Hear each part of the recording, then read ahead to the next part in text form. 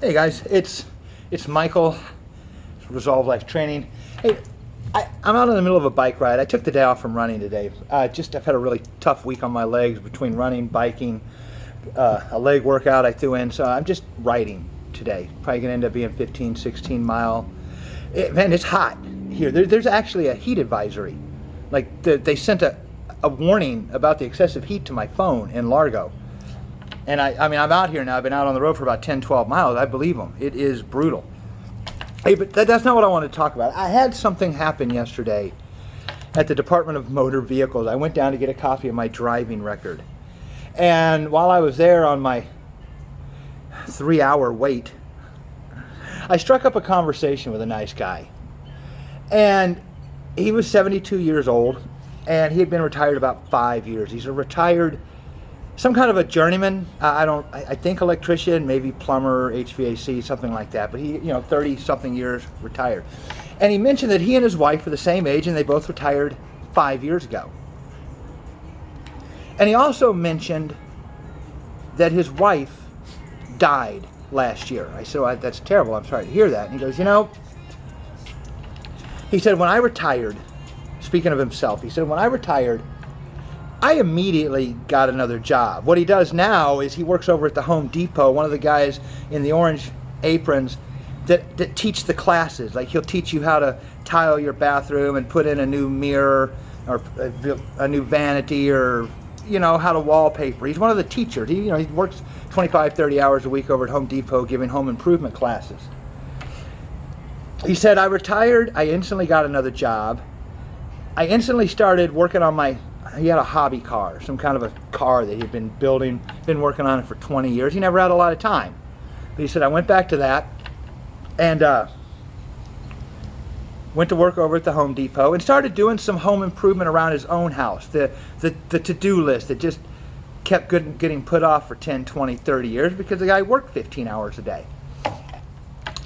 And then he said something I'm not going to forget, and I've been mulling it over in my head, and I wanted to talk about it. He said, that's what I retired to. My wife, she retired to a recliner.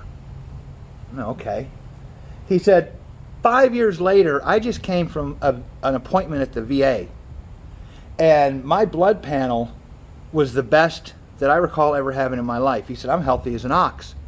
My wife, she retired to a recliner, and 4 years later, she was dead. He's healthier, according to him, healthier than he's been in recent memory.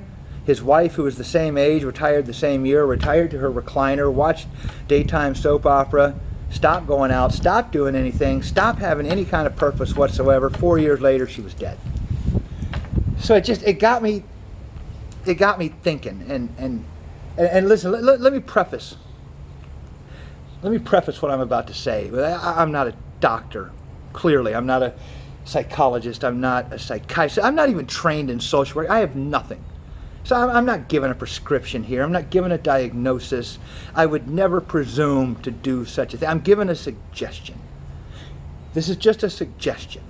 And who I'm talking to are the people out there who have self-diagnosed themselves with depression.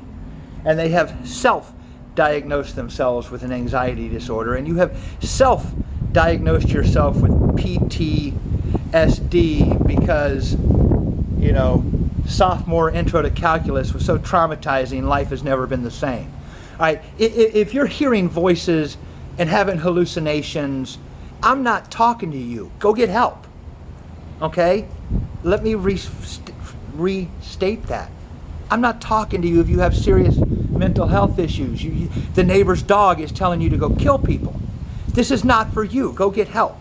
I'm talking about those of you, and if you've spent any amount of time online, then you know exactly what I'm talking about. Those 19-year-old kids who've self-diagnosed themselves with 6 different psychological traumas. Okay, they've got PTSD because of gym class and anxiety, and they're just so depressed. This is who I'm talking to. Okay, I've been thinking about what this guy said to me, and I haven't even, maybe I should hold off on this video, but I'm not going to. I've started it already. But I mean, I'm forming this thought, and right now it's more of a concept. But I got this idea, and I've thought about this before this guy brought it up, but it just really kind of hammered something home. When he retired, the purpose he had had for 30 years merely shifted to something new.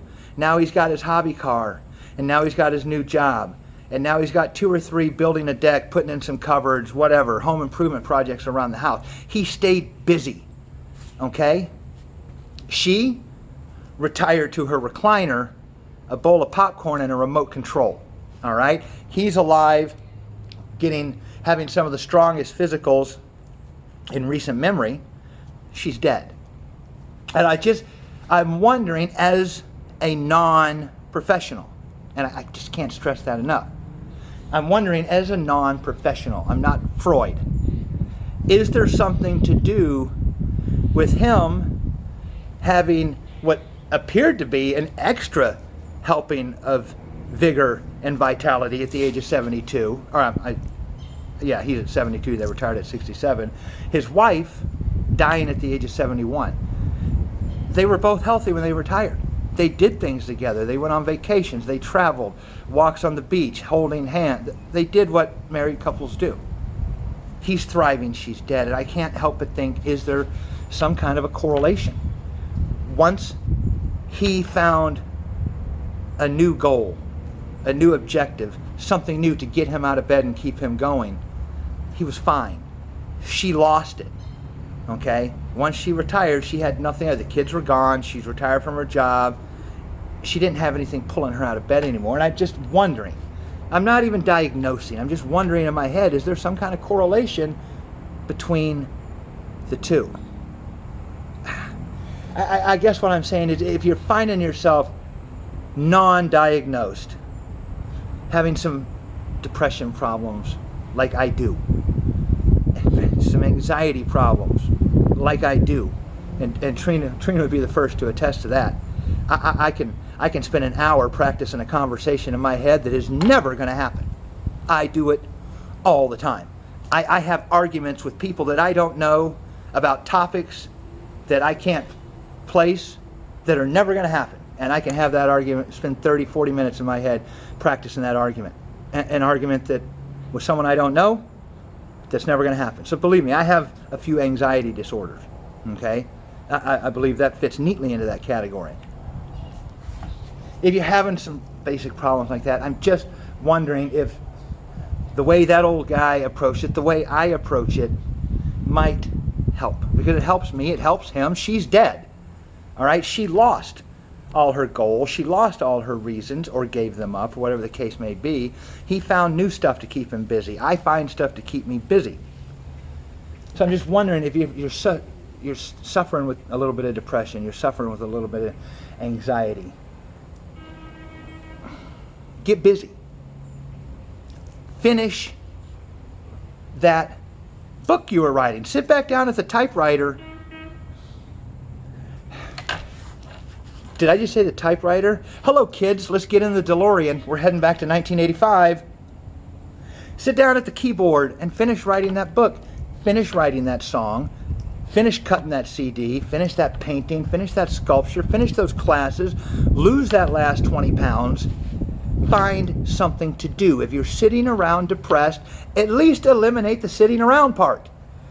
I mean, it just stands to reason that if you're sitting around being depressed, if you stop sitting around, it might lessen the depression, okay? I would rather be depressed cruising around the beach on my bike than sitting in a dark living room, okay? I really find it tends to get better if I'm out doing something, and that's kind of what I'm suggesting to you. You're having a little depression, having a little anxiety, you're sitting around.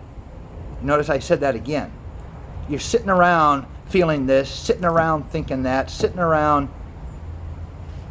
Stop sitting around, all right? Maybe you don't have any of those things to finish. Maybe you don't want to go back to school. You don't need to lose 20 pounds. Go down to the local community center and ask about their adult education classes. Take a pottery class, French cuisine. Hell, the one around here offers kayaking in a pool, Taibo, Pilates, Zumba, English, or excuse me, not English. You know, they teach Spanish and they teach French. These are like 6-week classes for $35, $40. Go find something to do. I guess that's ultimately what I'm getting at.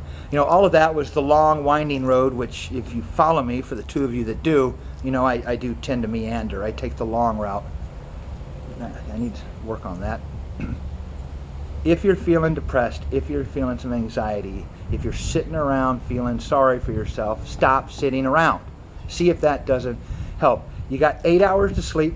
You got 8 hours to work. That leaves 8 hours left. You come home, spend a little time, kiss the dog, kick the wife, whatever it is you do. Play with the kids. That takes care of, have some dinner. It takes care of an hour, hour and a half. You still got 6.5, 7 hours. What are you doing? I would recommend go downstairs to your workshop and start building that model. Start putting something together. Start taking something apart. Find a nice quiet place. Study. Take some classes. Go out for a 1-hour walk. Go to the gym. Take a fitness class. Take an online class. Do something. Stop sitting around.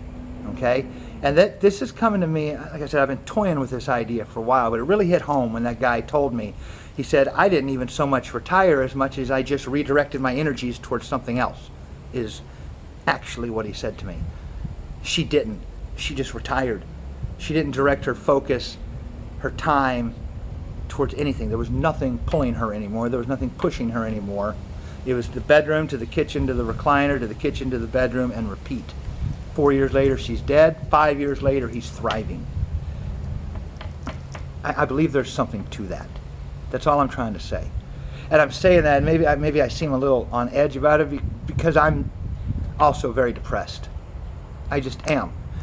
If I don't catch myself, and Trina will tell you this, I just live in the past, my glory days. I remember, I remember running around California in my Mustang at 160 pounds, golden brown, having to clean the lint out of my six-pack with a Q-tip and able to wolf down Big Macs at the same time. I remember my glory days, and a lot of times I spend too damn much time there. And every moment I spend there, I'm missing something here. So this is not me telling you what you need. This is me telling you what I'm doing. And that guy was right, and that's the way I approach it. I always caught myself sitting around thinking about this, sitting around thinking about that, and it finally occurred to me, stop sitting around. Go for a bike ride, go for a run, take a class, go to the beach, get out of the house, do something. So that's it. I know it was a little bit of a rant. I'm kind of passionate about it. It's something I've thought about. It's kind of something I go through, and I just had this conversation with him yesterday, so all three of those things just kind of collided and created, what's the old movie? Created the perfect storm in my head. So I've had a lot to think about. I've been on my bike, and that if I'm going to think, if something's going to come out, it's going to happen when I'm riding my bike and when I'm running, and that's what happened. Today is no exception. So that's it. I just wanted to put that out. See if you find yourself in that category. Try it.